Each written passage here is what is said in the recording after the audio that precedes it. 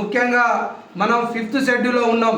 ఎందుకంటే ఏదైతే మన పూర్తి అధికారాలు గవర్నర్ గారి చేతిలో ఉంటాయి కాబట్టి ఏదైతే పీసా యాక్ట్ కావచ్చు, 170 యాక్ట్ కావచ్చు, అదేవిధంగా అటవీ హక్కుల చట్టం కావచ్చు పకడ్బందీగా ప్రభుత్వం చేయట్లేదు. ఎందుకంటే ఈరోజు మన జాతి కోసం ఎందుకు పని చేస్తూ ఉన్నాం, మనం ఏదైతే రగ్జోల్ యాత్ర ఎందుకు మొదలుపెట్టినాం, 3 విడతలుగా చేయాలనే సంకల్పంతో మా వ్యవస్థాపకులు ప్రేమ్చంద్ నాయక్ గారు ఒక సంకల్పంతో స్టార్ట్ చేయడం జరిగింది.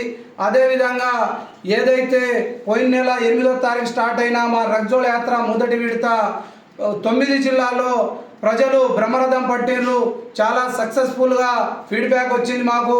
ఎందుకంటే ఇంకా 2 విడతలు కూడా మేము ఈ 12వ తారీఖు వరంగల్లో సమావేశం అవుతున్నాం. ఏదైతే 12వ తారీఖు డేట్ కూడా అనౌన్స్ అవుతుంది. ఏదైతే ఈ ప్రజా రగ్జోల్ యాత్ర 3 విడతలుగా అయిన తర్వాత పొలిటికల్గా అన్ని సంఘాలని ఏకతాటిపై తీసుకొచ్చి పొలిటికల్ ఫోరం పెట్టి రాజ్యాధికారం దిశగా ముందుకెళ్ళాలి.